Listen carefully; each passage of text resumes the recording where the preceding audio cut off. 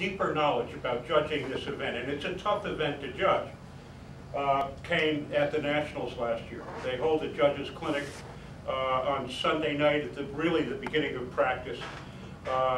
2 nights in class session, and then a number of flights on each following day with some direction. All the judges then get to compare notes. They get to talk about what they've seen, and it's amazing because you'll have maybe a dozen or 15 people in a circle, and a dozen or 15 people see things not entirely differently, but differently a lot. The rule book defines what each maneuver should look like for the flyer. What he has to do with the airplane to score the maximum number of points for each maneuver. The judge's responsibility is to know what the maneuver, when done properly, looks like, because it's an entirely different perspective from the flyer's point of view and the judge's point of view. Consider something.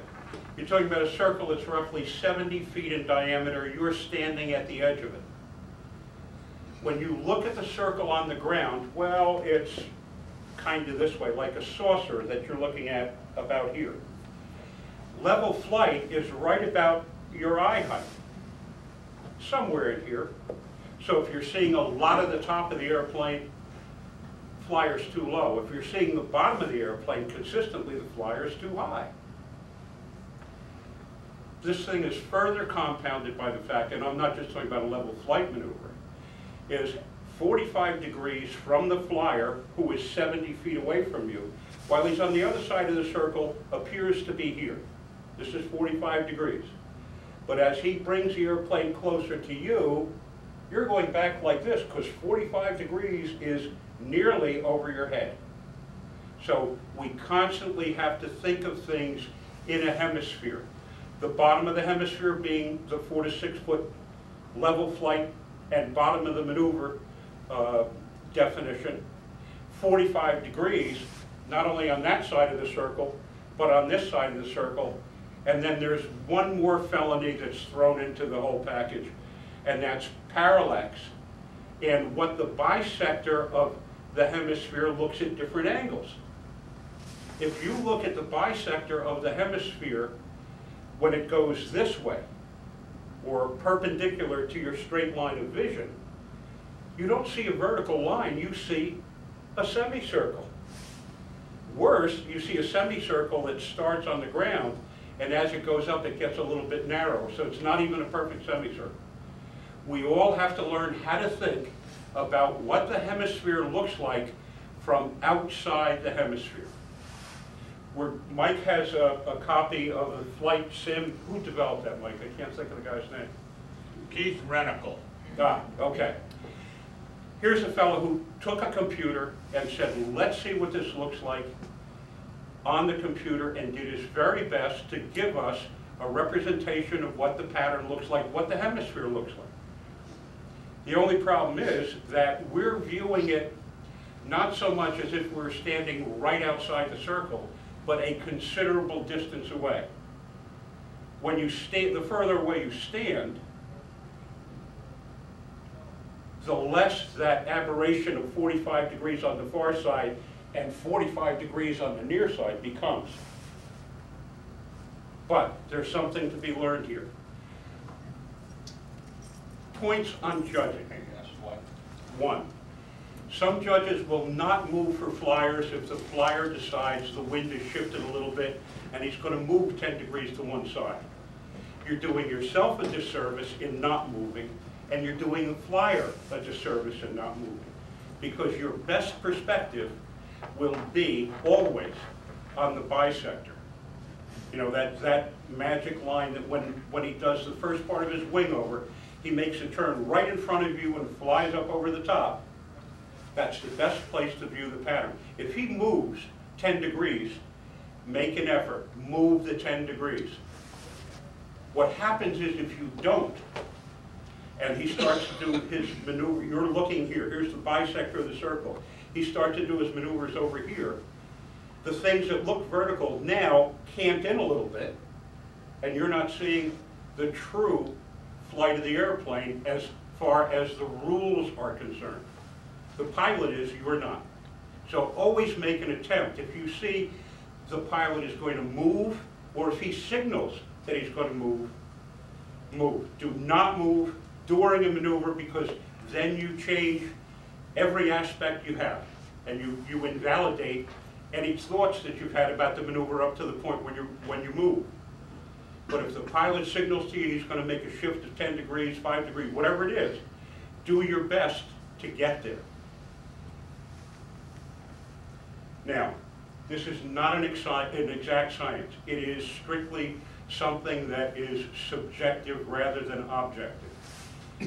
The more you know about it, the more technical you become about your ability to see things in the hemisphere, the better you're going to be, the better judge you're going to be. So let's start off with some of the things that are on the simulated flight, and we'll see you'll see in a moment what I mean.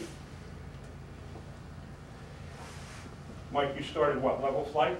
Well, it's going to be in progress. Okay. So here we have ideal level flight. Notice as the airplane approaches, it seems more distance between the surface, the ground surface, and as it goes away, that distance decreases. This is what you're fighting all throughout the pattern and watching the airplane. Wing over. He's hit the corner, he's descended straight on the other line. Again, he's hit the corner, straight on the other line. 40-point maneuver right there. Mike, is there any chance we can change our perspective on this thing? Watch what happens when we are not on the same axis as the flyer. The flyer will again give us the perfect wing over, but we're certainly not going to see it as that. We're going to start it again? Yeah, At the loop, Okay, you're now tangent to the loops now, man. I know, I moved over. Is that what you wanted to do? Not that far, I don't think. yeah, and we are now very far away. Notice in level flight, even though this is inverted, the apparent distance we saw between the ground and the path of the airplane, we've moved further away. There's less of a change. We're also not downwind anymore. There's 45 degrees, folks, right at the top. Okay, Mike, nice. Coming back, coming back. A little sleepy. Right about there. Yeah?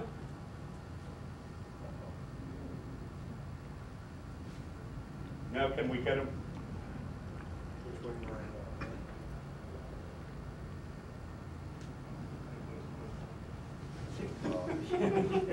What we should have done really was to take this thing and break it down into segments and record it that way instead of the package. One thing, notice on the squares, the airplane's not flying to us, not flying vertically. Because we're looking at the airplane, here's the ideal vertical line. When it goes to the side and the pilot turns the airplane vertical, it seems to come in at the top. And it is also, even when you're on line, 45 degrees looks to be a bit higher than you think it should. When people say, oh, he's doing cigarette packs for square loops, actually, if he's doing something that looks like this and is long higher than it is wider, that's as close to a 40-point square loop as you're going to see. Where are we, Mike? Square eight's coming up. Yeah, squares are coming up. Square eights are coming up. But you can go back and pick a maneuver if you want to. Why don't you go Now, back see to the the wing vertical over, lines? Mike? The airplane is not vertical. Everything warps a bit. When you get to outside, when we get to the square eights, watch something. The first turn, the second turn, the third turn, fourth turn, and now we're going to go up to do the outside loop. if you are skewed over this way, I'm sorry, and the maneuver is taking place over here, you're going to see the airplane fly in a curve. It's at 45 degrees, fly in a curve, and then come down in a huge curve here, and then back out. And you have to remember where you are in relation to the center of the maneuver. He's in level flight. Have to take. Back to level? He's in level flight Yeah, after start it takeoff. again. Okay, good.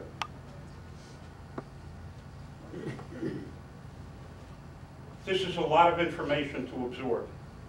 There he is. Okay, we're right over the top. Where I'd like to be is somewhat to the side of that. All right. Because here, what we're seeing again is the bisector of the circle is right on one of those vertical lines. If we're off a little bit, you're going to see that line warp considerably, although it's a perfect maneuver. There it is, from a different perspective. There you go. Not a straight line, because you're watching the outside of the arc, not from the center, but off to one side. Move it again.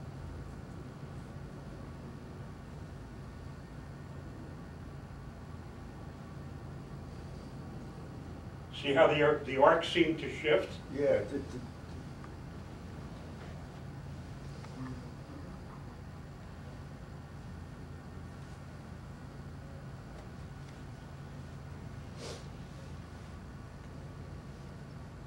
Level flight. Outsides.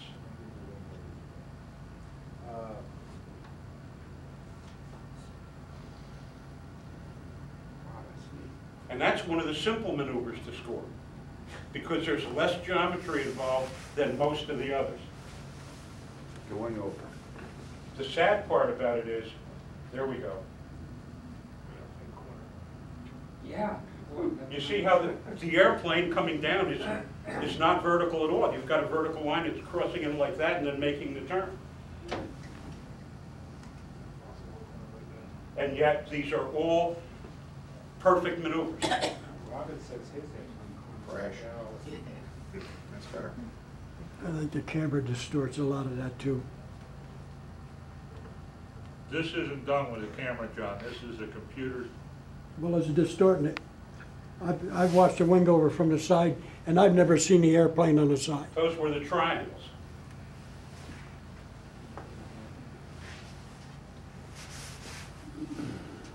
Oh, we're back to the wing overs.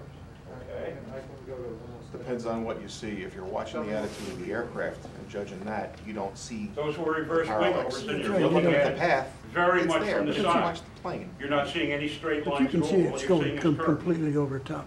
Right. You don't see it vertically on the side like that. At least I have never done it. I've never seen it that way. No, There are loops that look very, very much like ovals. Egg shape. Yeah.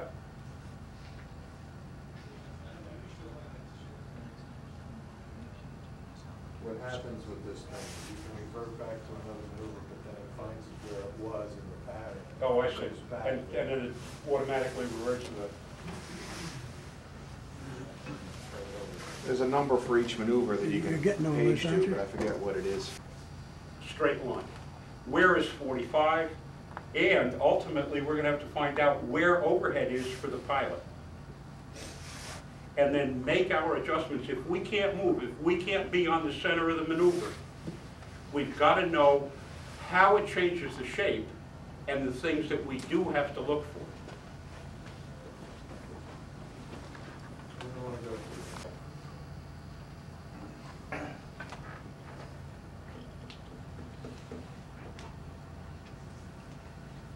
Now, I kind of think, judging by what I'm looking at, we're a fairly short person in these flying at 6 feet or so, because I'm seeing the bottom side of the airplane a little bit.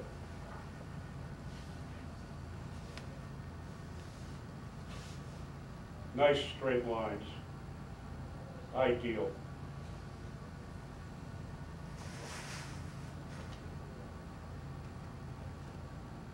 Things to watch for.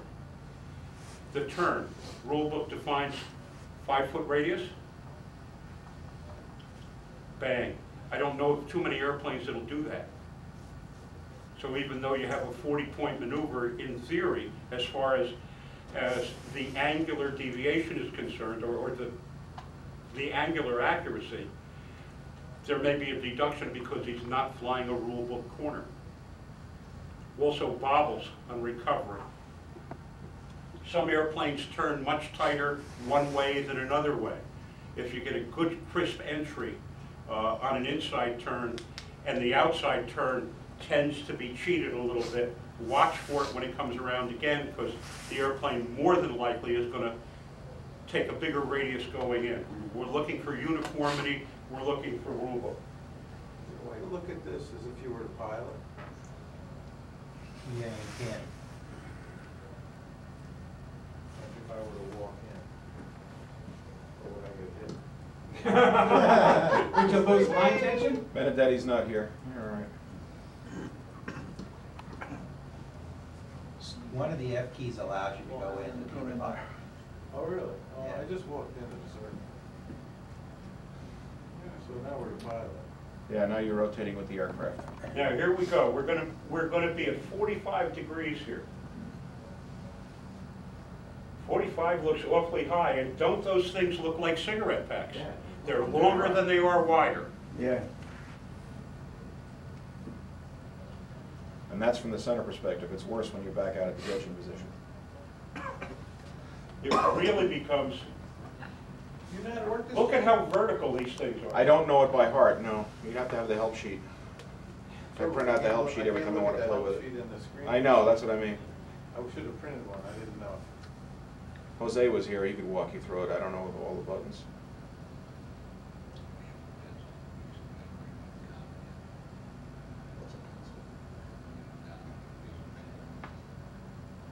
Yeah, they do look elongated and tall.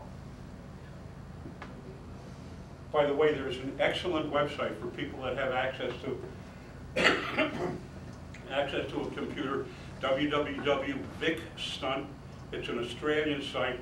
The guy has taken this thing and circumscribed the maneuvers of the airplane in stills, and then shown you, and then he also shows what it looks like when you're not standing on the center of the maneuver. And the results are really alarming, especially in maneuvers like square eights, things like that. And if you're not on center, the part that's closest to you grows incredibly.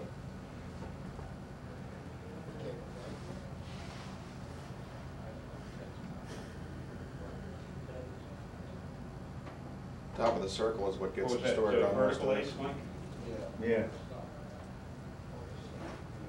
it should be the square, hourglass, yeah.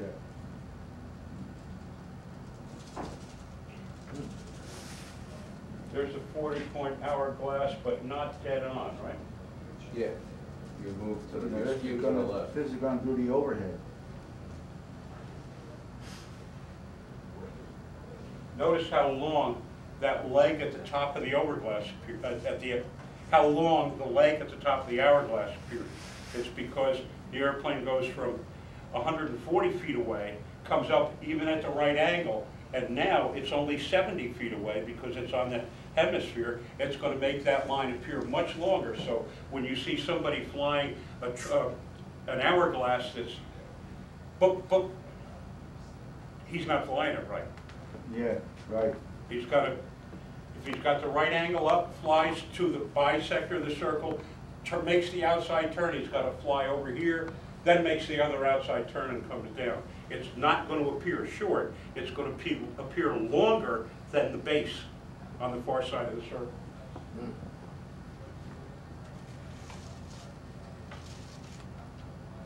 But doesn't it appear to take less time to the judge at the top than it does at the bottom? Because it's closer to you? Now that's the hourglass from just about dead on. That's a clover. That was the No, that was vertical the eight clover. hourglass. Oh, That's I'm the sorry, end. the clover. Why do you go back? It's just gonna It has keep to. Oh. What happened to the poles? They're gone, this is a separate file. That's that what? It's a separate file on the Computer? on the computer. When you see that. Yeah. Different meat. pull Different out fields, yeah. Close to you. We only have trees, no poles.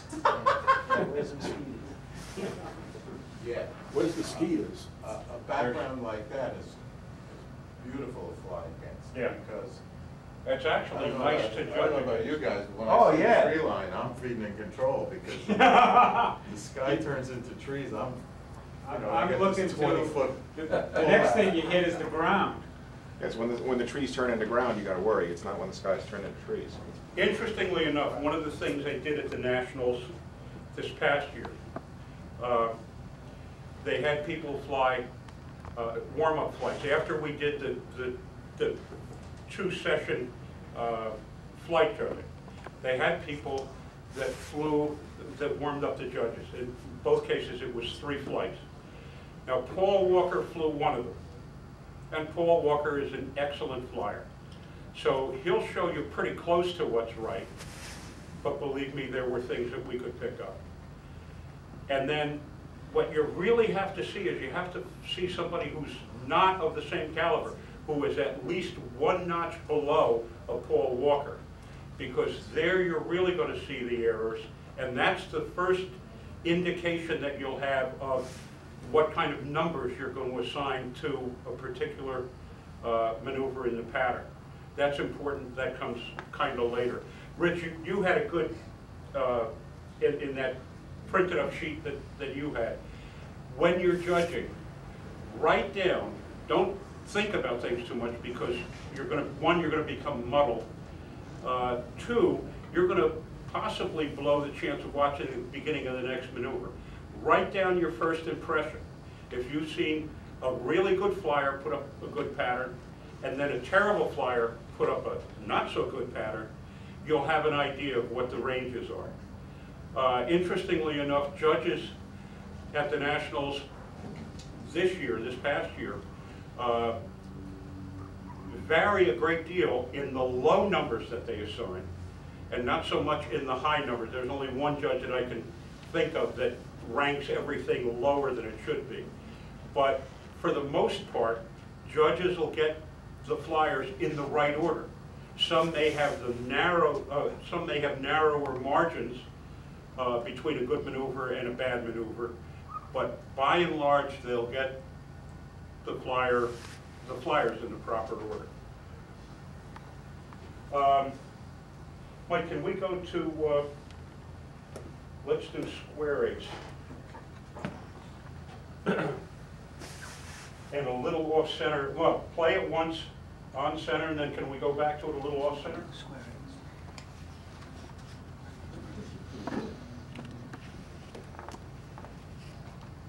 Looks just like you fly. Oh, yeah, right.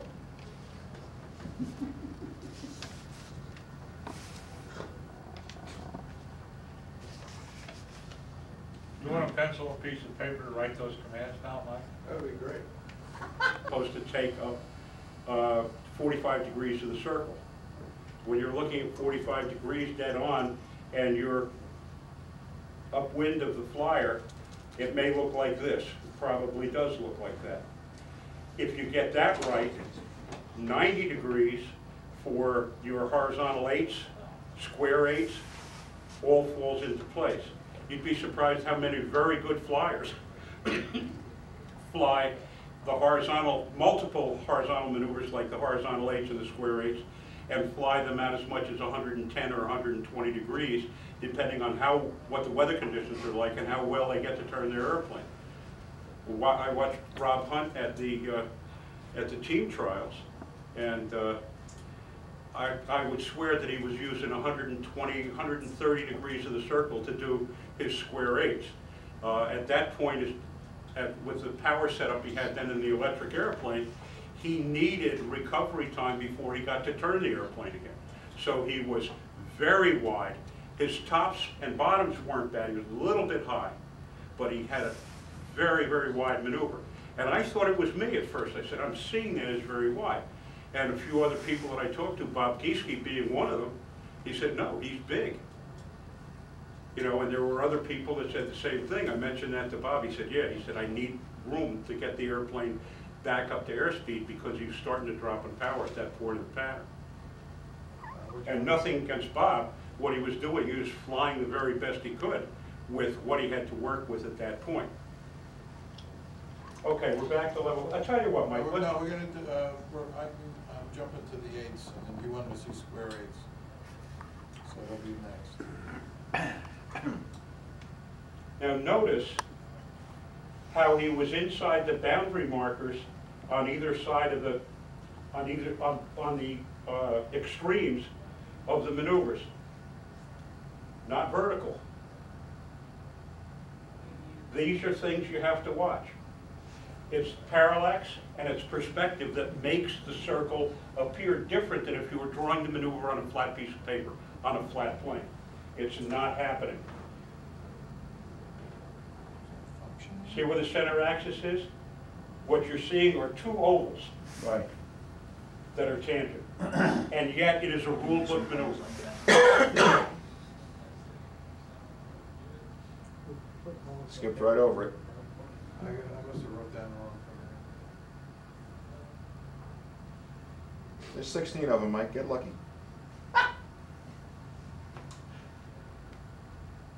Overheads, again, when the airplane comes up, you watch for, before the pilot does a maneuver, there are a lot of times I've seen this, they'll make the airplane climb, it will come around, it will go up, and then before they enter the maneuver, they may put some control in. One, you're not judging it until he's at the top of the circle. So if the airplane is this way, as he enters the maneuver, what he's done is he has skewed the maneuver, in this particular case, counterclockwise. It rotates. So that when you see the intersection again, what you have to look for is that same angle. You want to see enough of the side of the airplane the way you saw it the first time, whether it's the, the inboard side or the outboard side. Otherwise, what he's done is he's doing one maneuver here and then changing things and then back again to the, shifting the axis of maneuver while he's performing a maneuver. So you look for the same thing. Also, the thing you look for is when the pilot brings the airplane up, if he changes something here and flies one loop here and then flies the other loop here, he's just created an intersection that's not overhead. It's off to one side. Right. So if he brings the airplane back to overhead and does the second one properly, fine. You only gig it once. If he does it twice, he's lost 2 times the number of points. And I don't know whether you care to do that on a point deduction system or an overall value system. What he's done is he's changed the shape of the maneuver and he's changed the axis of the maneuver. So in effect, that's four hits, right? Because it's consecutive if he repeats them? I'm sorry, It's 4 mistakes Yeah. because it's consecutive. Also, the vertical aids, you're watching the first circle here, which is slightly egg-shaped this way. He comes up to the 45-degree intersection, and now you're seeing a loop that's foreshortened on the top. So this one is oval this way, and this one is oval that way. But that is a proper maneuver. Well, I'm in big trouble here and I have to pull the battery. Can't even shut it off. Without a word of exaggeration, at the team trials, the best flight that I saw, that I looked at, and I watched Walker, who flew very well. And Paul Walker probably deserved to have the top spot. The next best flyer that I saw, and conceivably as good as Paul Walker, was Richard Oliver, because Richard pays attention to his shapes. He pays attention to his intersections, and he practices probably as much as Paul Walker does, but he practices right. He won't go up and put in a flight that he's not thinking about making each maneuver as good as he can. And I'm sure that some of the judges didn't buy what he was flying because, again, the square loops look like cigarette packs, and they were convex on the sides. And similarly, on the square eights, you have one that's, even if you're standing dead on, you have one intersection that's perfectly straight line, and then the rest bow out. Back to the intersection, bows out. and across the top, he's flying on a 45 degree, at 45 degrees, if he's flying a straight line, you're seeing a curve.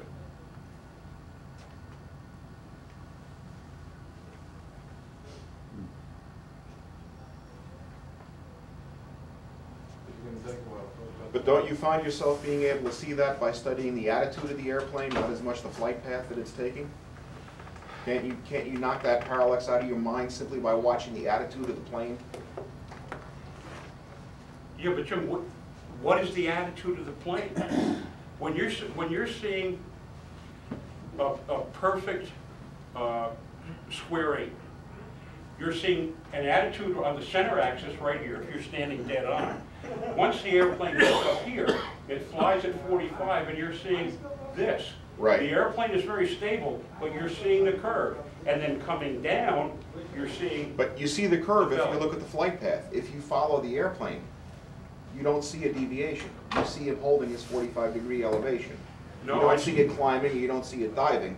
It's staying the same. Yeah, it gets over here because of the arc of the circle, but the plane never does this. Okay, I see what You you're can saying. correct, yes, the parallax is there, but you can correct that in your eyes if you watch the plane. If you see him take an attitude, you see right there a 90-degree turn. Yeah, but If then it's not what is- 90 or if it's then over what does 90. that say for the shape of the maneuver? Because you're trying to take in the shape. The attitude of the airplane is something that's instantaneous. Right. All right. The overall shape is, which is one of the things you're judging, is not instantaneous. It is the sum of everything that's being done. Correct. So when I see a good maneuver, when I see Paul Walker fly outside squares, or inside squares, or horizontal square 8s, I actually see the airplane on the 45-degree. It's almost like the meniscus on the water, but it's upside down. But to keep yourself from thinking that's wrong, if you see that the airplane is flat and flying to that point, you can use that to knock the parallax out of your judgment. You don't think the plane climbed. You said, I know the plane didn't climb because it held an attitude, and then your mind can correct for where it is. Okay, but beauty is in the eye of the beholder. If you feel you can judge it that way accurately, that's fine. Well, if you look for it, if you look for the beauty, you're judging it wrong. That's the problem you run into with the parallax. I'm looking for the overall shape, and the overall Right. shape for me is the sum of point from the second turn to the third turn. And if that's a straight line, something's not right. We can get caught up with the semantics of it, That's what I'm saying. you know, but I try to watch what happened to the airplane throughout the maneuver. Right. All right. Ostensibly view it from the best possible point, and that's right on the bisector of the circle. If the pilot changes that or he misses that, the judges are now not in an opportune place. Probably the best flight that I judged last year was Chris Wright's flight in Advanced, and he put up 2 absolutely great flights. One of the things he did, and I don't know who his coach is, but he made sure that he had the opportunity because of the lack of wind, he made sure that all his maneuvers were done on the same axis. I happened to be standing on the axis along with a couple of other judges, and he had 2 really great flights.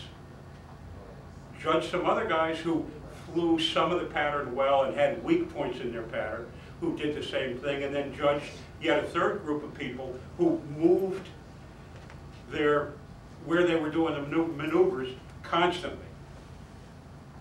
So a flyer, I think, who's really intelligent, and again, with wind permitting, is going to make sure he marks a spot and does all his maneuvers based on that same initial input, whether it's a standard maneuver, an over climb into a maneuver, whatever. But they will score higher because they're giving the judges the very best opportunity to see the perfection of the maneuver. There are a lot of, this thing is very, very subjective, as I said at the beginning. And the thing that if you're going to be a good judge, if you want to be a good judge, if you want to be fair to a flyer, the thing that you'll do is learn how to think about that hemisphere. Learn how to pinpoint the things that are essential, 45 degrees overhead, 38.5 degrees for the big fans of the four-leaf clover. All of these things are important. The more you think within the parameters of the hemisphere, the more likely you are to get it right. And when you see a good pattern, you know, watch different flyers fly. You're going to see flyers put in a good pattern and be critical, be analytical, I should say, about what the airplane looks like, Jim, at 45 when it's flying. All right, you will see an arc. You watch Walker fly, you'll see an arc. You watch Fitzgerald fly, you'll see an arc. These are all things that really make a difference. To be a good judge, I would say you don't necessarily have to be a flyer. That could be true.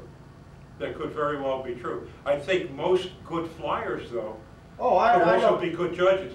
Well, you know. No, I mean, you're a right, lot- because What I'm what- getting at is, like a lot of guys' wives will go or this or that, and they'll be judges. Now, if they, as you're teaching here or talking here, pay attention to what's going on, and that's all they have to do is pay attention to what is going on, and they can become, you know, very good judges. Maybe not even be able to get the thing off the ground, Oh, no, I agree with you. I agree with you.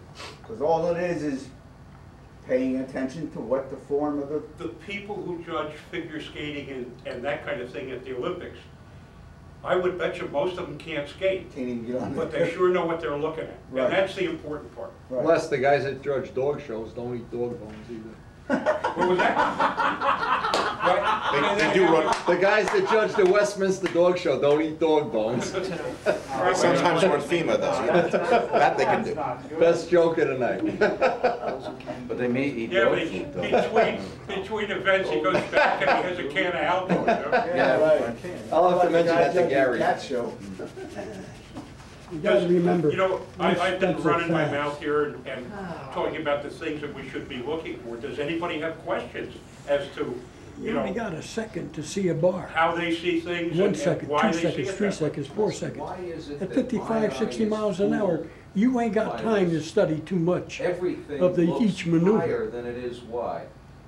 You just ain't got the time.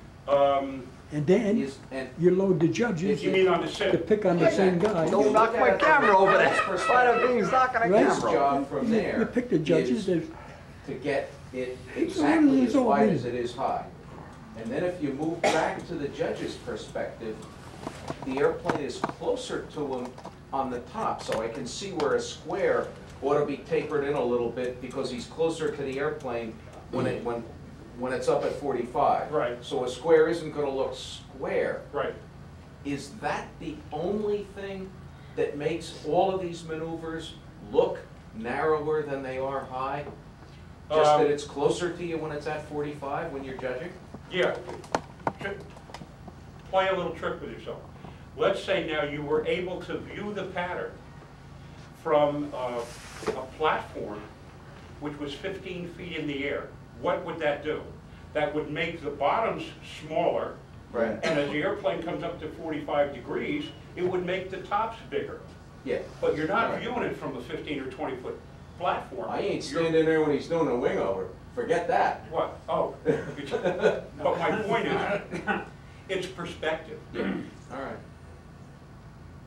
The airplane, true, the airplane gets closer, but how much closer it gets is not so much great. You don't get distortion between, as much distortion between level flight at 4 to 6 feet at 45 degrees as you do between 45 degrees and dead overhead. Yeah. Now the distortion is very Now it's great. bigger. That's Yeah. why the top of the hourglass looks so long, All right. because it's 70 foot Yeah. closer this way. Yeah. What hourglasses you've been looking at last week? Hmm? What hourglasses have you been looking at? What hourglasses have I been looking? Take a look at the hourglass here. I know what they look like, but did you ever see anybody do anywhere near close to a regulation hourglass at the? Some guys get fairly close. Some guys get fairly close. And they finish, they have. What a gets tough me is time the making guys, top. that do the hour-and-a-half glass, and they got the airplane almost on top of the judges, and do a little short tweak. That's when it should look immense. Little short tweak, and down it goes again. And I don't know how many of you noticed when one or two times we went through the triangular loops, how vertical they look. You know, when you see these guys lay that airplane over, lay it over, when you look at it on the simulator, Hey, hello. all right. That's the first one I've ever got. Thank you, Roy. That's hourglass. Where's the parallax on that? When you It's turned into a porno show. On the simulator, Mike was having trouble it going to looks the bathroom. very narrow. That's a new but judge those are right the there. parameters. Hampshire finally gave in and started putting playmates up. This is I too guess much, what you're saying this is is too much for me. This text might, this sort text all this might. out. And from the pilot's point of view, Quote- he's doing the Quote the job. famous It's square to philosopher, him. it's a scam. It's your job to figure it out. Well, yeah, but not all pilots are going to fly square. The thing to do is, and I think it's like anything, if you want to be good at something, you practice it. So that means when you get a chance to watch a flight, be critical, be analytical, pay attention to the details. And before long, you're going to see more and more of the mistakes, and you're going to recognize more and more of the things that are right when you see them. This flight sim is one of the closest things I've ever seen What to you do, you visualize what you watching a perfect pattern time and time and time again. It's this angle, that But you better have it adjusted so it looks like the same perspective you get when you're standing outside the circle. Otherwise, you've got a problem too. What you've got to know is the judge that's judging your flight. You've got to see what he's looking for. You've got to interpret that based on the scores you see other people flying. Some people like you have realized the parallax and are looking for things turned in. Other people, like there's coaches, that'll always tell you, oh, fly the square out longer, fly the square 8 out bigger, it looks better. Yes, it does, but it's not the maneuver. That's right. You know, if you're there to score better that day, you've got to know who's judging you and what he's looking for. And if you don't know it when you get there, you better know it in the second round. Well, as I said before, when you do the round robin at the National, you got 15 people standing in a circle. All right, you start this time, what did you see in that maneuver? And it's like, you know the old story about you tell somebody a story and go around the circle, by the time it gets back to you, you don't recognize it? Well, that's what happens. That's what happened. One of the most brilliant remarks I heard was, well, those are the round loops. And everybody knows what a round loop looks like. Okay. But how informative is that? How much information did you get from that? When in fact, maybe the loop wasn't round. But you all know what a round loop looks like. Right. And the big problem is that gets the same 40 points as the square 8, yet people tend to discount even trying to think about what the loop's perfection is and look only at the square 8. Right. You know what, Les, you know what I could envision happening at some future time now that we all have this program? The argument is gonna be, oh no, the maneuver was right, but it looks wrong, and I'm scoring it, even though I know it looks wrong, I know he flew it right. Somehow there's a part of that. It's like going from English to Chinese, English to Chinese to Japanese It to... depends on who the judge is and who the Oh, player is, absolutely. you know? Well, no, but I'm How saying... many times have we seen that? I mean, I probably have the biggest collection of video in the world of people flying, except maybe, there may be somebody else. But I've looked at and seen what I thought from a video camera looked like perfect square 8s. Straight, equal, timing looked good. Now, according to this program, these were the ones that won the Nats. Right. And the flyers that you've already mentioned, and I've said, gee, I gotta go fly like that. Okay, And- let me, one There's thing. the paradox. That's a bigger Yeah, paradox than that is. Just a quick aside. You remember at the beginning of things, I said the further you stand away from the circle, the less distortion you have. Because now you're looking at what used to be this, and a 45 up here and the arc. Now you've backed away from it. So now the 45 is up here, and there's less of an arc because it's further away from you. It depends. If you were videotaping with a super wide angle lens, then you'd have lens distortion. If you were videotaping from where the judges see it, you would have a different videotape than the one you have from standing 30 to 40 feet away from the circle and mounting the camera on the, you know, on a tripod or on a stand or something like that, the way Richard did. Again, everything varies with your viewpoint, where you're standing, where you're seeing it from. You know, what would be an interesting thing from the guy that wrote this program is to get the physical dimensions of the bottom of the circle and the top of a square loop. On Vic Stunt, www.vicstunt.com. Here's a guy who's taken the hemisphere. Obviously, he's an engineer. Yeah, taken the hemisphere. He's drawn the 45-degree circle. He puts you down on the ground where you would be if you were a judge. Okay, perhaps a little bit better than we saw here tonight. Shows you the top of the hemisphere, and then circumscribes the maneuver in it. It is amazing how much it looks like this. What's really amazing is he's got a picture of a fellow, not a picture, he's got the drawing of a square 8 that's done to the left side of the viewer, so pardon my back, but the line goes, here's the vertical, here's straight downwind. Here's the vertical part, here's 45 degrees, here's the other vertical part, here's the bottom, then he goes up here, and as he flies over toward, he gets very much closer. The top of the maneuver skies, and then comes down this way, and across, all because of the perspective and the parallax. If you saw the maneuver drawn, you would say, I wouldn't give the guy 25 points for that. And yet it is, according to the computer, and the computer really doesn't lie, it was a 40-point maneuver.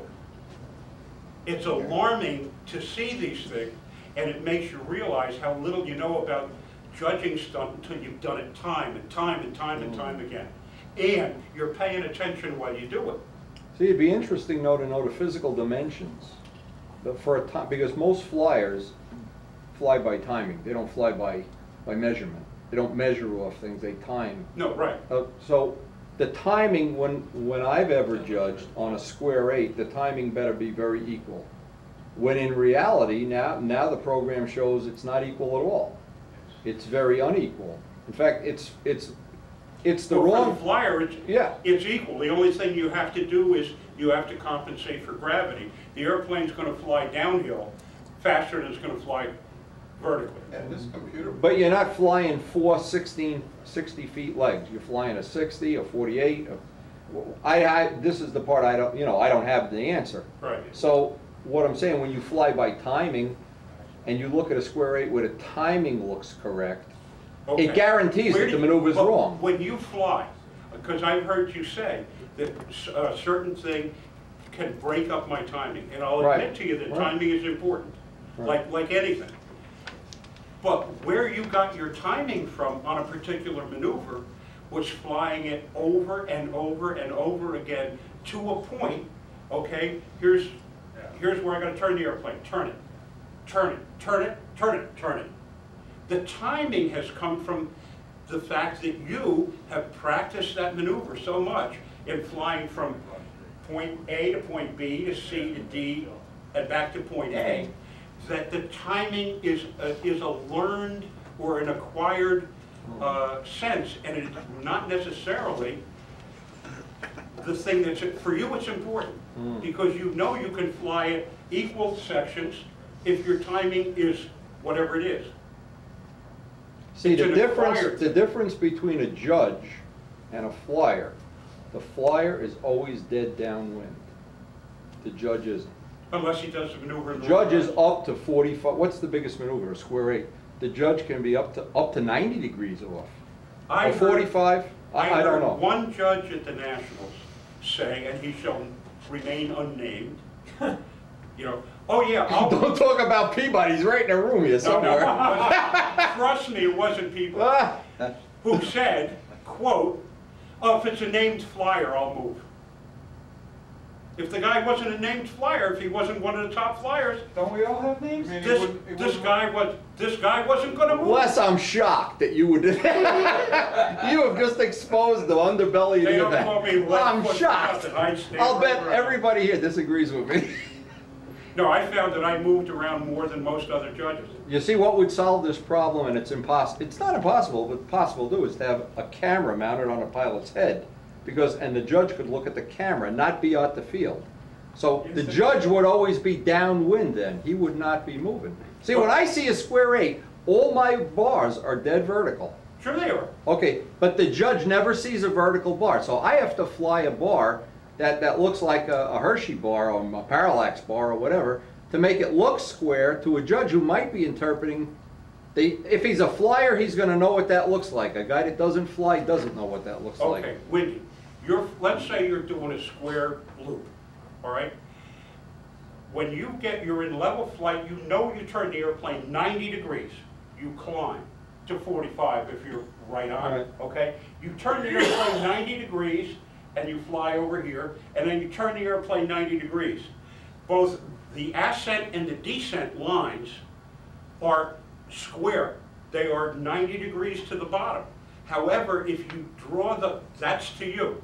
And that's what the rule says, 90-degree turns, okay? Right.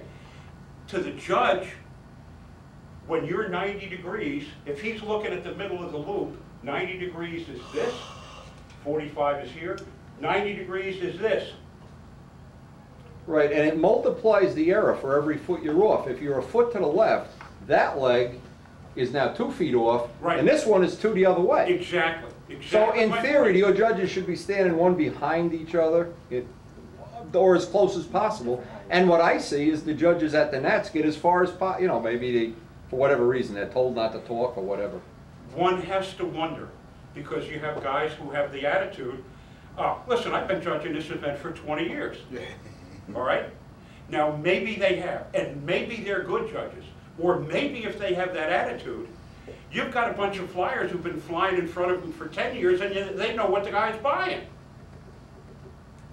You said it yourself earlier, you mentioned the flyer was flying a vertical, square 8, about 160, 170 degrees apart. Right. He wouldn't have been doing that if he didn't know he was gonna get pointed for it. Right.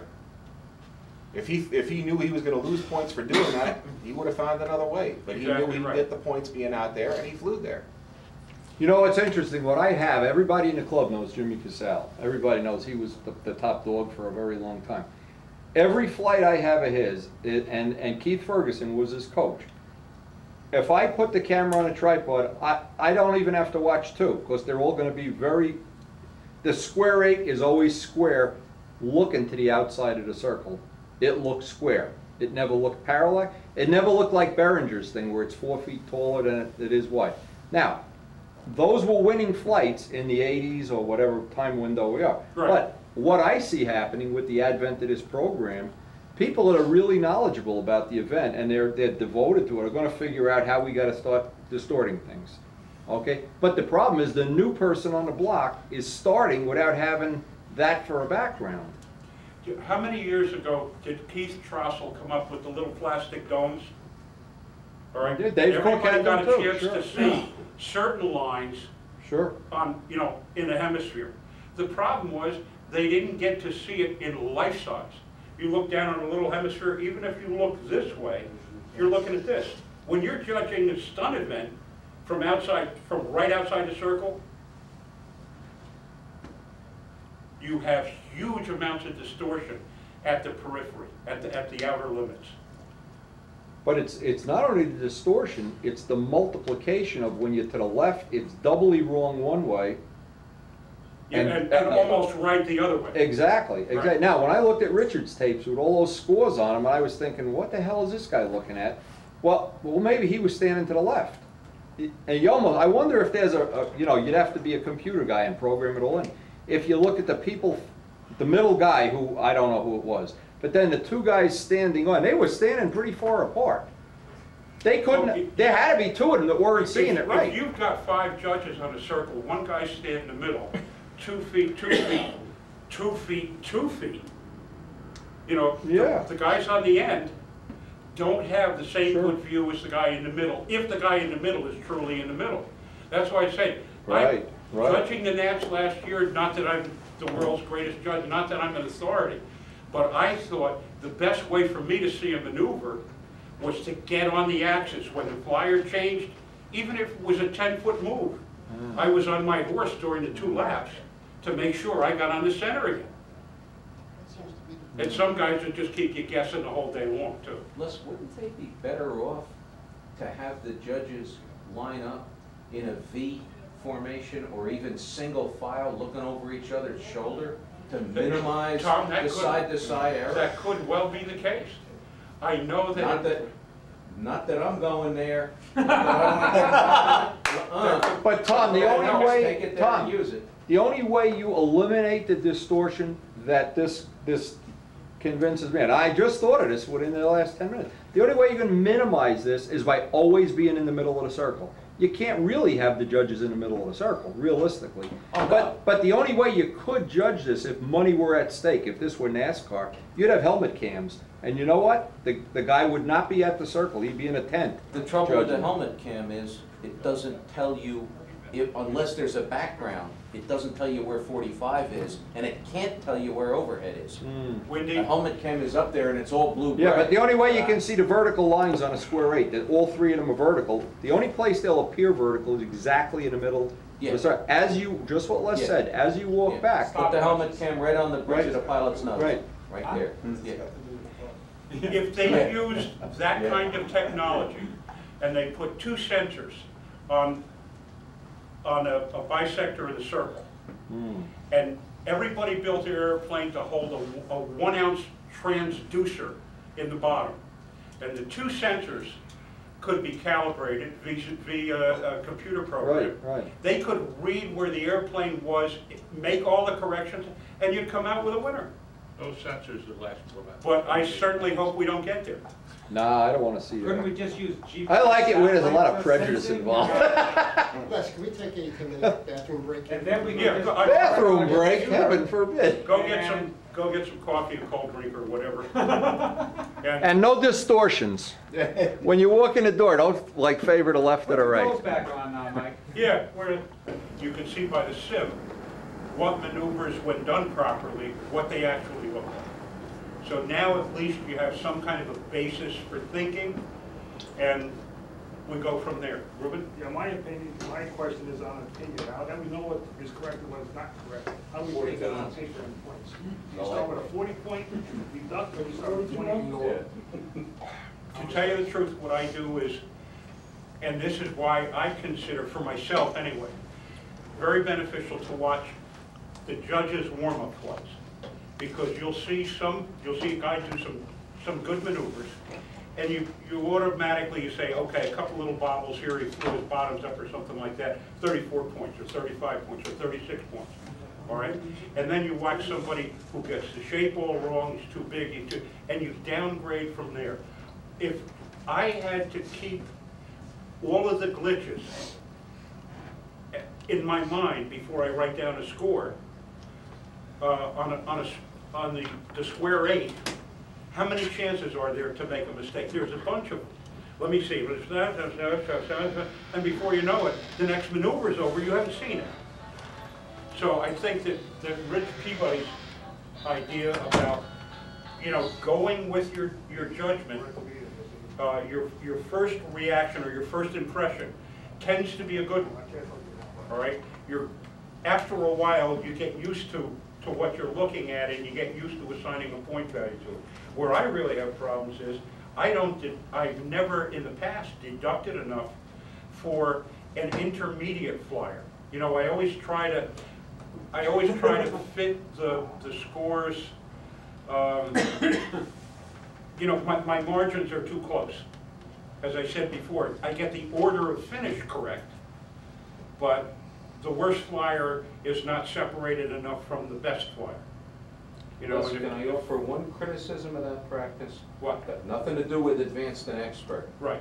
In beginner and intermediate especially, I've always contended that the right way to judge that is to balloon the tar out of the bottom half of the class. Not enough to skew the order, but enough to send a guy who's intermediate and shouldn't be home thinking, you know, I was only 23 points out of the money. If I go home and practice a little bit more, I can make that up. In beginner and intermediate, if you give him what he deserves and you send him home 150 points down, he's likely to say, the hell with this, I'm not gonna bother, it's just more than I wanna bother with. Okay, no, that's a perfectly valid point. Local contest, you know, when nobody's looking, Yeah. and if, you know, and if I that gets agree. written up with the Nats higher-ups, they'll come out of their chairs screaming and yelling. I've always felt that was a valid approach. I agree with you. The problem is that if you are looking at judging the higher level of, you get out to Brodak, and you judge the expert class, you're seeing a pretty good caliber of flying from at least 40% of the competitors. Yeah. All right? Yeah. And you want to make sure you're fair, and you want to make sure you don't destroy a guy. Yeah. That's exactly right. All right? That he Yeah. puts it down and says, I'm never going back to this again. Right. It's a fine line that you walk. Yeah. But in fairness, you know, I have a problem myself. I tend to bracket too much. If it's intermediate, I'm between 20 and 26. okay. If it's advanced, I want to be between 26 and maybe 30. And I have to no, that's wrong. That guy's in advanced and he did a 22 or a 34. Right. Will you lighten up and give it to him? Don't bracket it. When the guy uncorks one, point him for it. Oh, yeah, I agree. And agree. I can get bracketed way too easy. This goes back longer than I care to remember, but I was flying up in Lincoln Park at a contest. And I'm flying beginner, maybe intermediate, but I was flying one of Lou Dutka's old, a 46 Genesis with one of the first OS Max Schnurley motors to come out. They had a 45. FSR, 40 Yeah. FSR. They had a 40 and then a 45 FSR. Yeah. Anyway, I hit a takeoff. As good a takeoff as I've ever done. Okay. Kenny Przicki and Ed Capitanelli were judging. So after the flight, I go, and I noticed when I gave the hand signal to release the airplane, Kenny's talking over his shoulder. Okay? Eddie gave me 39 points for the takeoff. Kenny gave me 25. Long time. And some of the things that he told us to look for, and they make very good sense, is, again, on the overhead aids, make sure that you see the airplane the same way each time it goes through the intersection. That'll tell you if the guy has skewed the axis or not.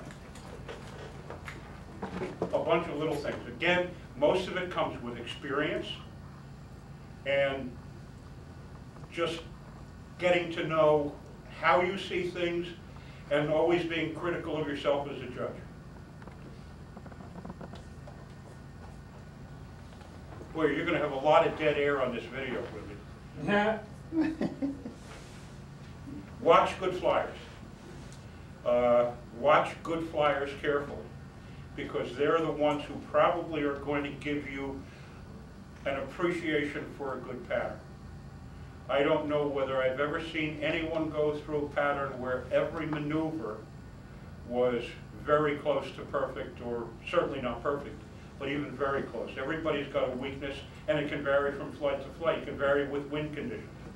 But watch good flyers. Watch Danny Banjo. Danny's good. Watch Windy. Oh, yeah. No. Oh, yeah. Crew will verify that. Look how good he got. Ed Capitanelli and I were seated in lawn chairs aside from the LPAD, and we were watching Windy do maneuvers. Now, Windy was, if Eddie and I are here and that's 6 o'clock, 12 o'clock, Windy's doing maneuvers at 3 o'clock.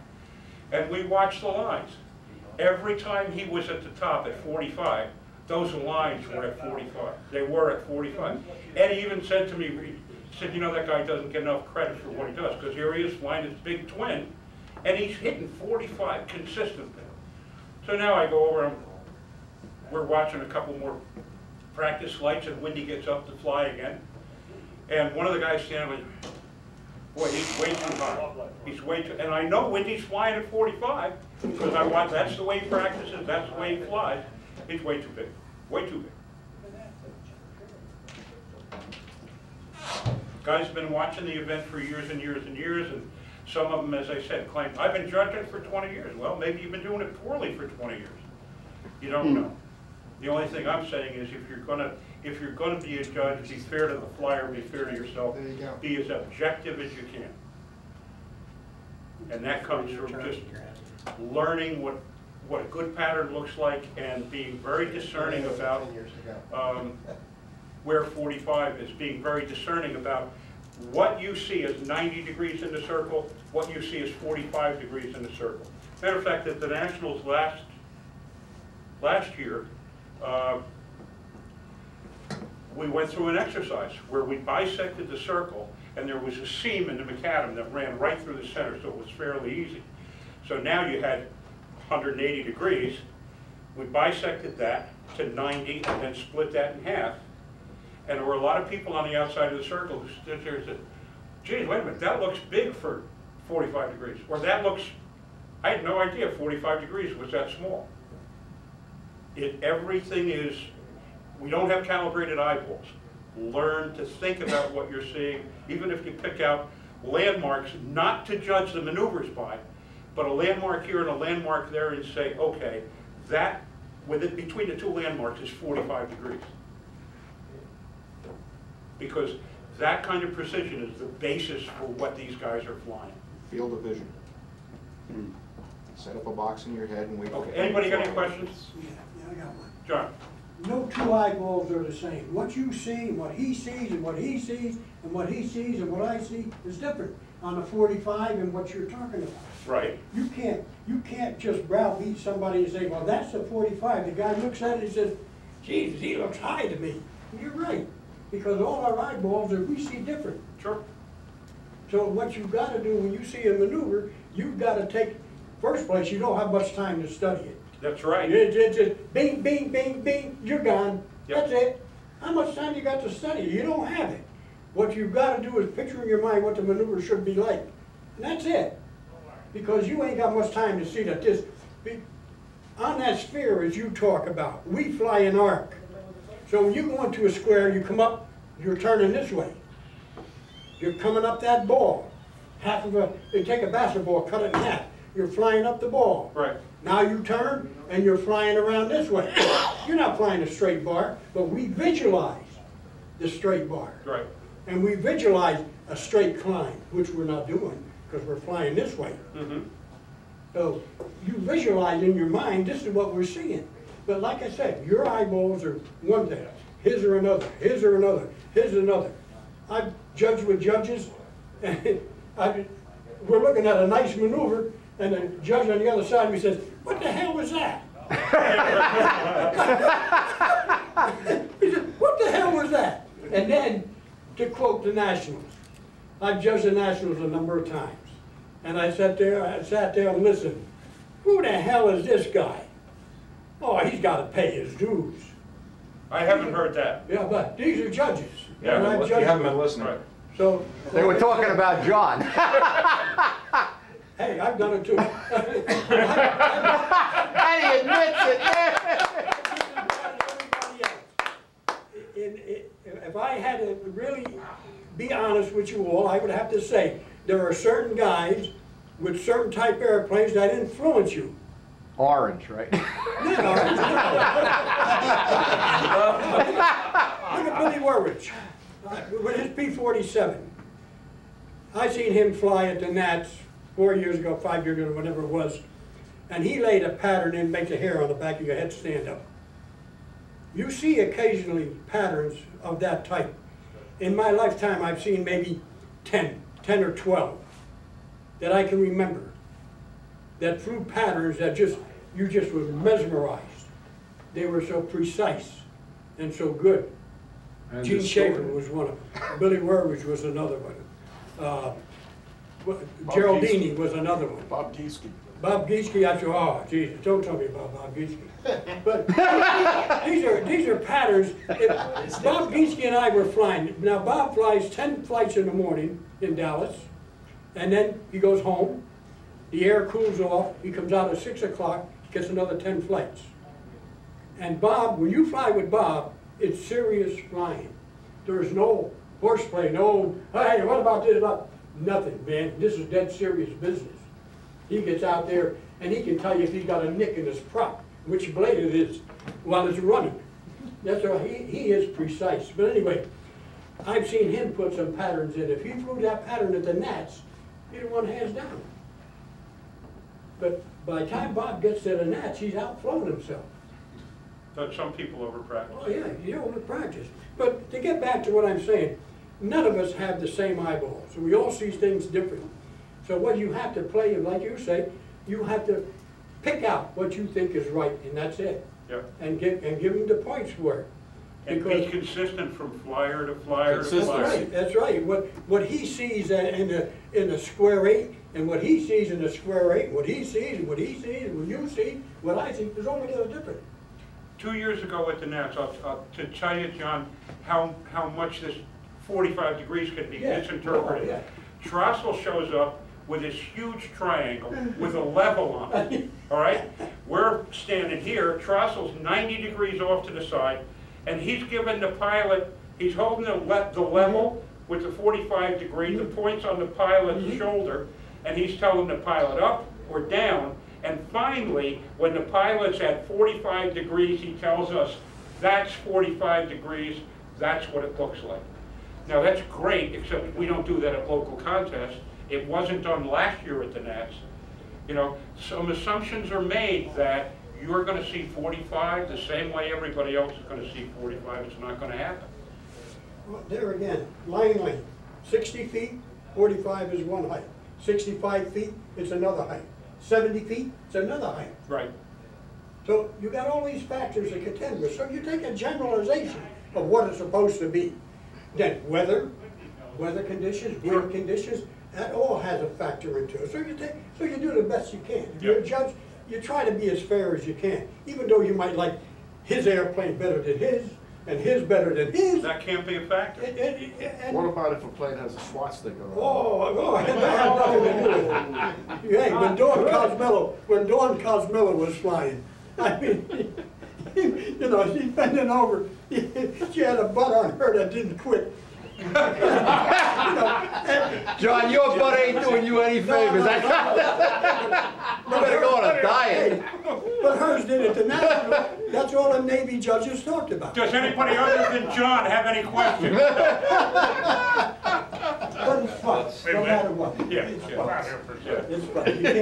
You can't get too damn serious about it. You can't, but you'd like to come home from a meet and say, I did the best I could, and I got the guys pretty much in the right order. Then, You're happy with it. yeah, You're yeah. happy with it. You know, and you can tell when the guy's putting a good flight in. You know, it hits you. It hits you no matter what type of airplane he's flying or whether you like the guy or not. That has nothing to do with it. And that used to gall me. And as a matter of fact, I won't judge the Nats no more because I threw the rule book at it. You don't know the stories. And I won't mention names. I drew the rule book when we had our pilots meeting. I says, here, wipe your ass with it. Interestingly enough, Because they wanted to change things. both of the 2005 and 2004, the judges' clinics started the same way.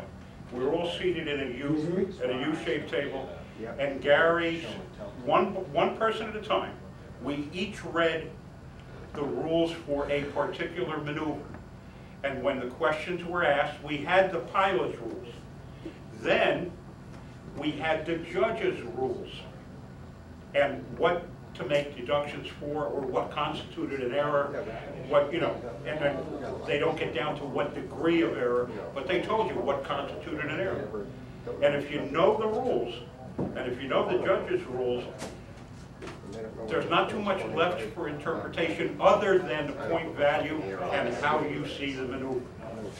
So it's there again, it's like I say, it's up here, it's what you see, because like I said, you don't have much time to see it.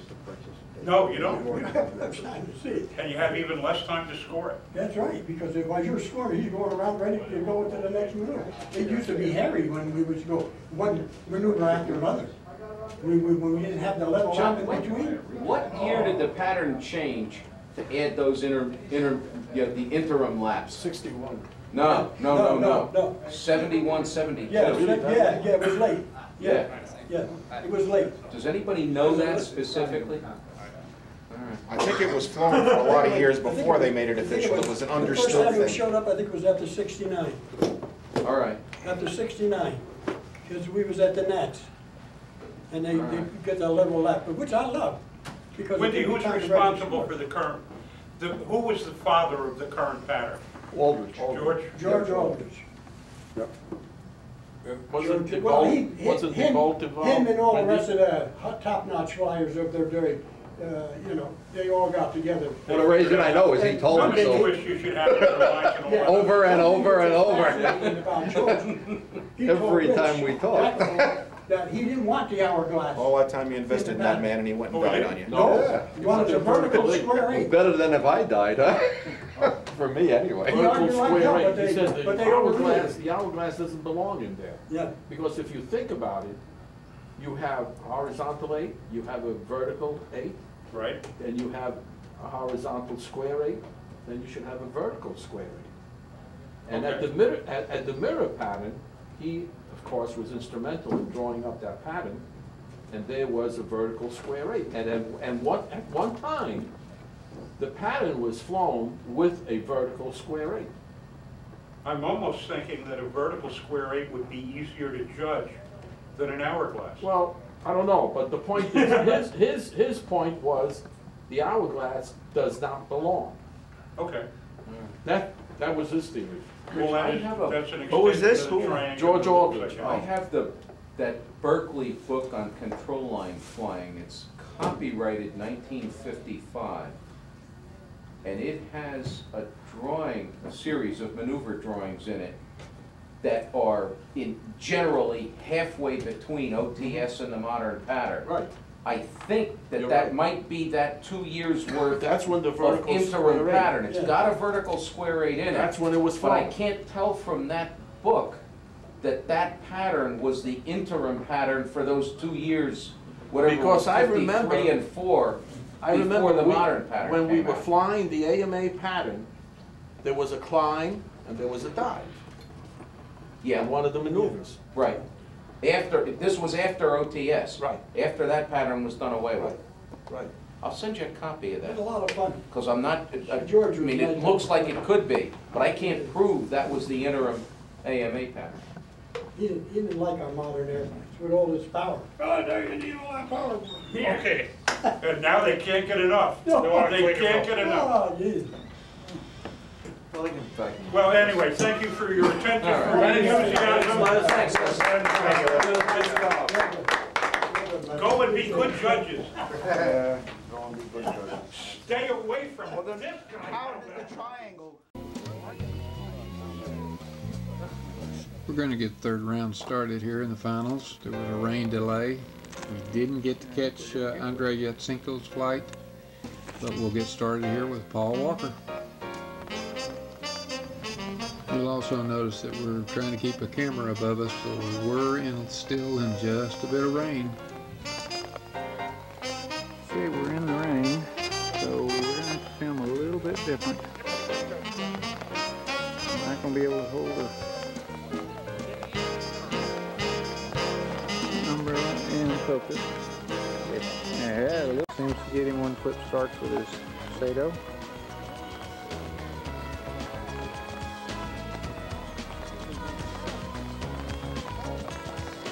Oh. First hiccup. And a minor one it was. I believe we're looking at the winner. He's almost towed it up in his first 2 flights. This flight may just add to it.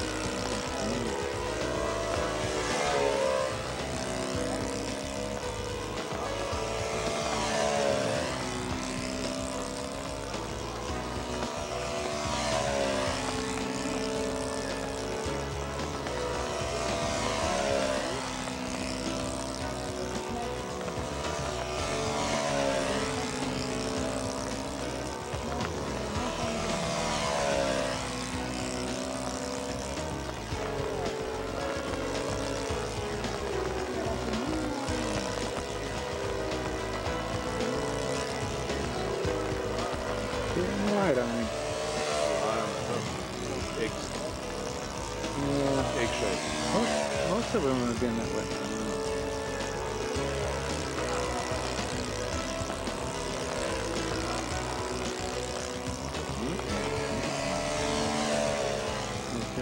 Outside's really kind of loop over the top. And you got your squares. They make that work.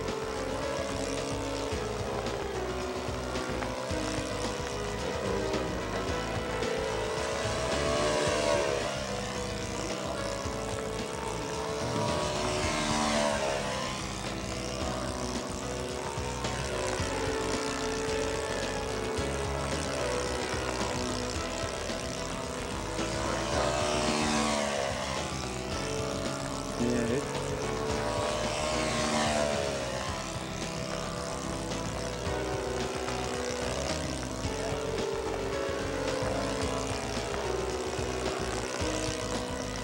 Moving it into section.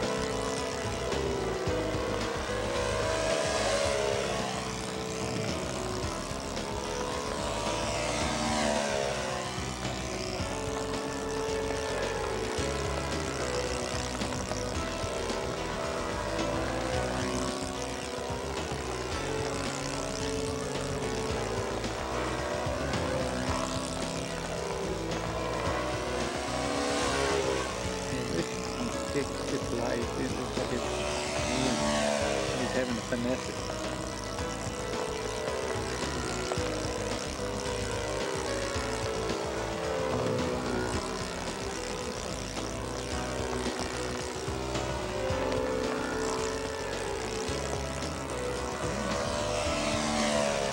Where's that rain coming from?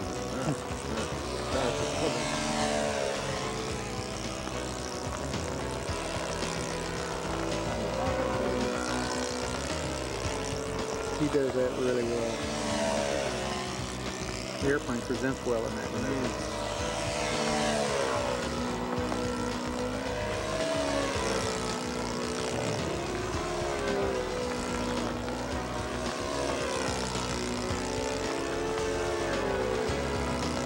Till the wind blows. When the wind blows, it suffers in that high.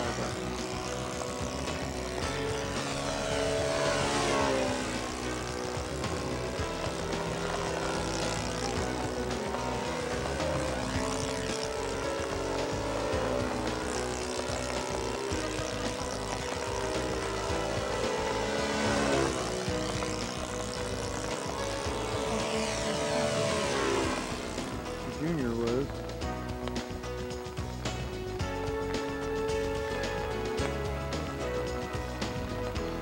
Folks, we're filming in the rain. Everyone's getting soaking wet. Okay, we got Billy Werridge up. We waited a little bit for the rain to stop because we were having trouble with paperwork and writing on it and bleeding and the ink bleeding. And this was probably a good decision because we were on the back edge of the storm. And I used the term storm loosely. It was a very light rain. And it's just about stopped. We're getting sunshine and a little drizzle.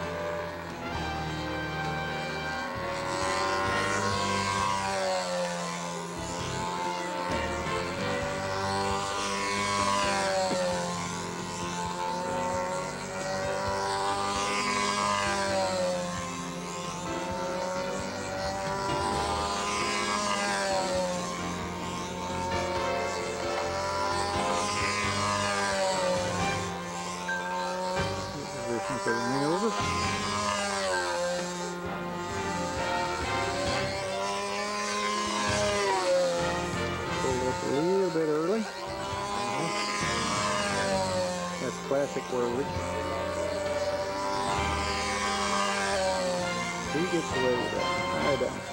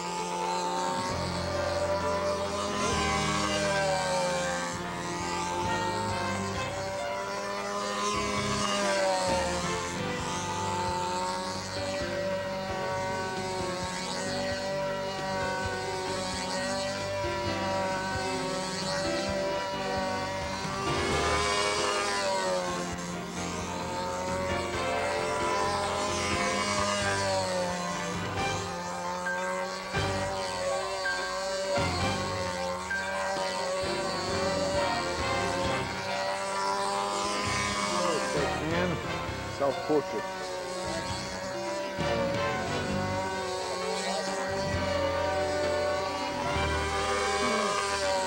There's a piece I'll have to edit out.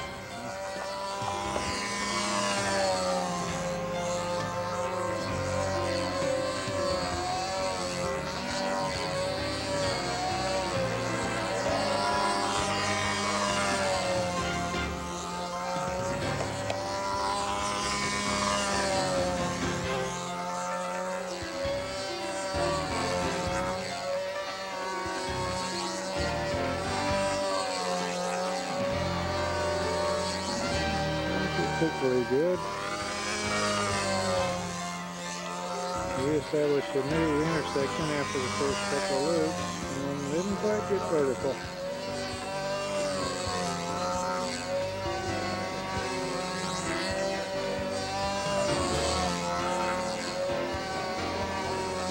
Seems to have moved a few degrees off the judges.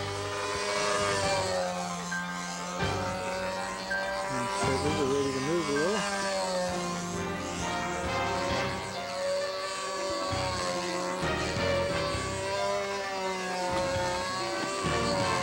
I think it just got hot. Sun is out. You can see the storm line right through the middle of the camera here. Seems to have passed by.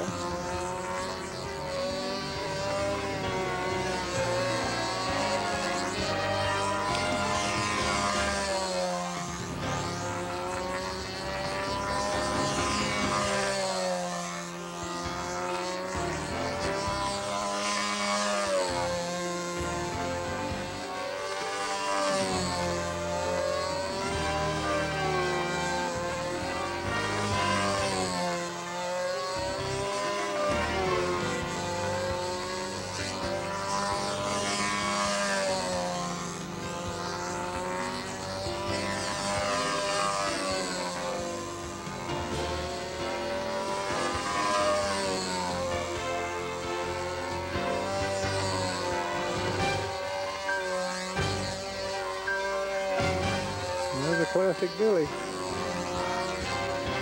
Right straight up through the first loop. That's a good flush. That wasn't good. I see that you're fixing the reach to about 2.8. Maybe they were supposed to do that. In AMA, they've really begun, our judgments have really begun to push back here. That do not exceed the sides and do not exceed the top. Well, the primary thing for most people has been not to exceed the top. Well, now they're starting to skinny this up to make them happy to make it look like they're not. I mean, it doesn't like top. I've seen some of them half down, half up, and they spoil it because they're looking for the confines rather than the shape.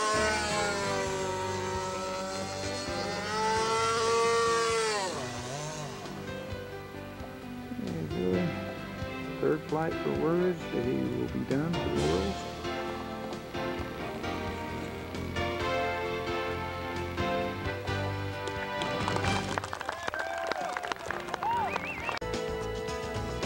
Now ready to signal. Flow battery's gone. Stopwatch is started.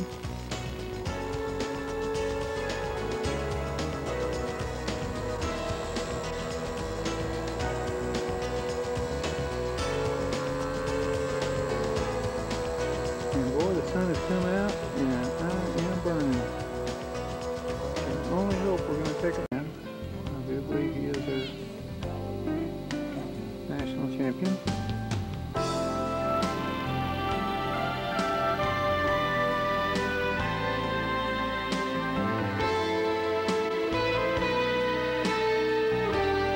No more brakes front.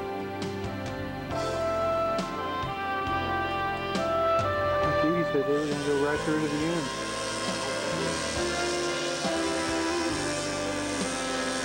Yeah, I want to go over there and run off some of them pylon guys. Take their strip.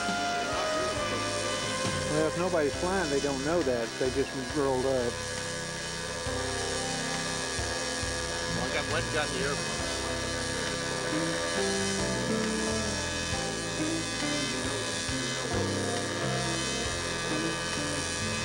No. All right, here were we?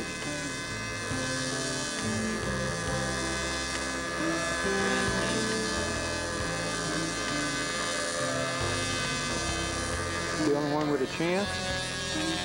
Is he the only one with a chance of overtaking Werwig? How did Ted do on his last flight? Ted was pretty much too far back, but he could move up. Yeah. But, yeah, I'd like to see him move up a place or two.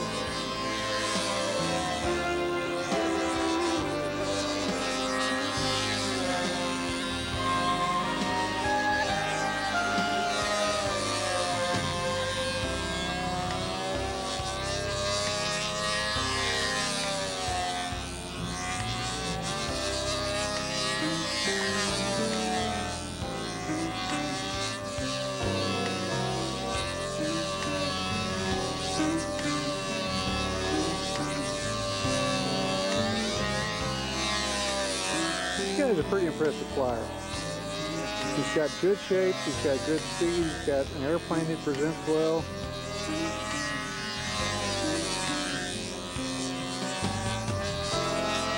He's pretty technically correct.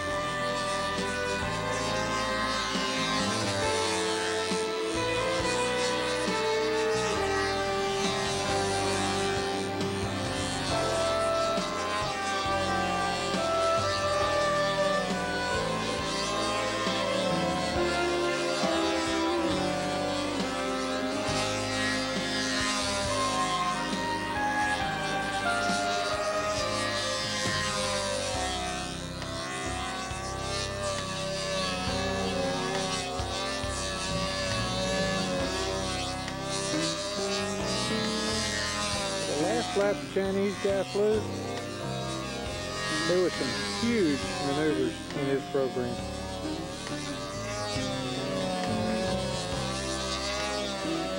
I mean, I was having to rock my camera back to get the top of the loop.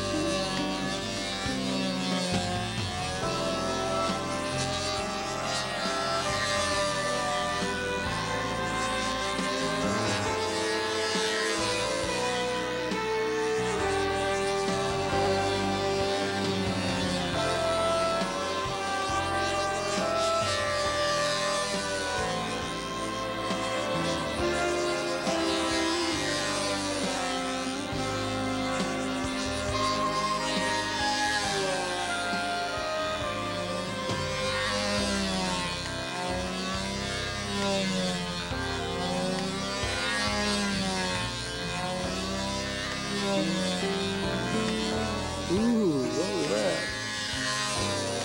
That exit was pretty nasty.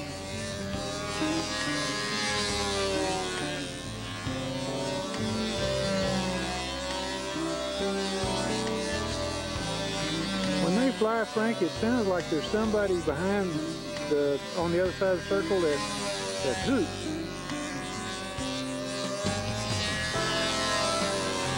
I've noticed that several times when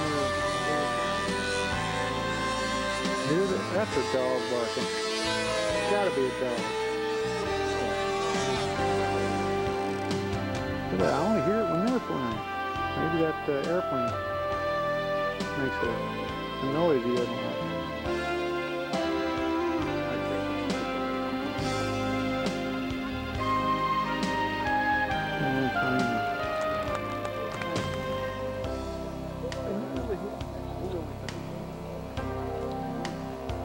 Really take the place in terms of not having a wife.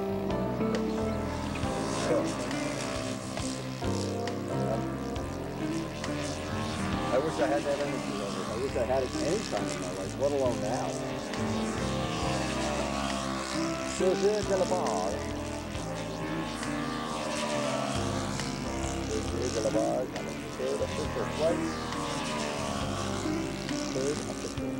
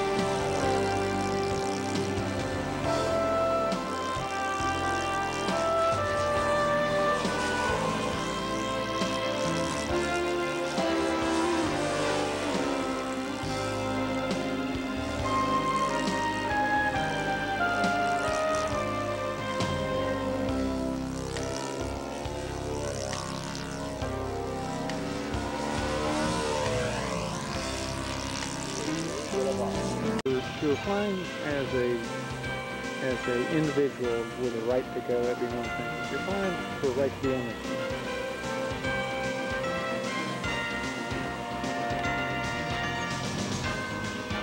And that's a whole different thought process. The returning as world champion, that's something altogether different.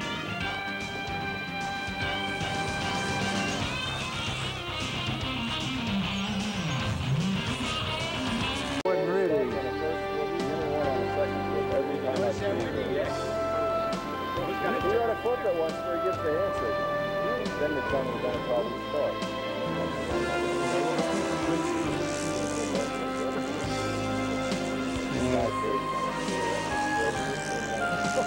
That's the first thing I learned flying four-strokes was they get the top speed in about 10 feet. Like over at the Eddie store.